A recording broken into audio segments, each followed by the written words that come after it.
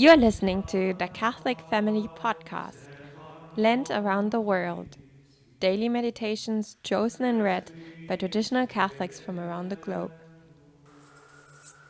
My name is Dominic Braganza and I'm from India.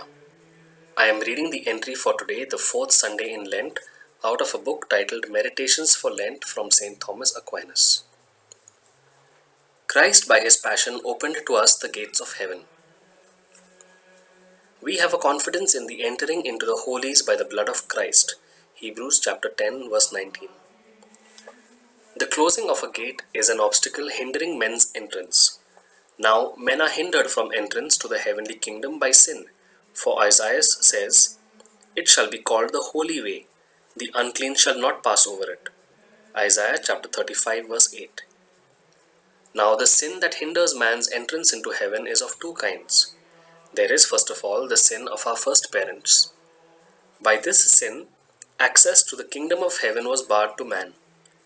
We read in Genesis chapter 3 verse 24 that after the sin of our first parents, God placed before the paradise of pleasure cherubims and a flaming sword, turning every way to keep the way of the tree of life. The other kind of hindrance arises from the sins special to each individual, the sins each man commits by his own particular action.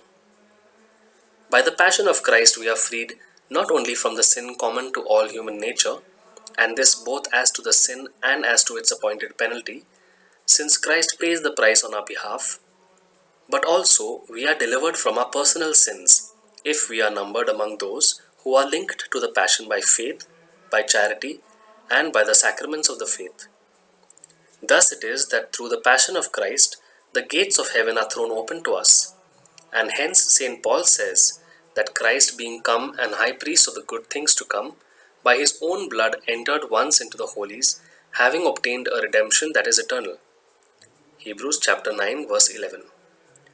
And this was foreshadowed in the Old Testament, where we read in Numbers chapter 35 verses 25 and 28, "The manslayer shall abide there, that is, in the city of refuge, until the death of the high priest that is anointed with holy oil. And after he is dead, then shall the manslayer return to his own country." The Holy Fathers who, before the coming of Christ, wrought works of justice, earned their entrance into heaven through faith in the passion of Christ, as it is written, "The saints by faith conquered kingdoms, wrought justice." Hebrews chapter 11 verse 33. By faith too it was that individuals were cleansed from the sins they had individually committed.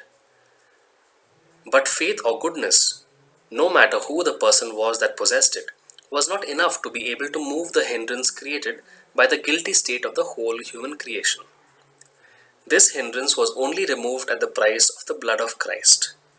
And therefore, before the passion of Christ, no one could enter the heavenly kingdom to obtain that eternal happiness that consists in the full enjoyment of God. Christ by his passion merited for us an entrance into heaven, and removed what stood in our way.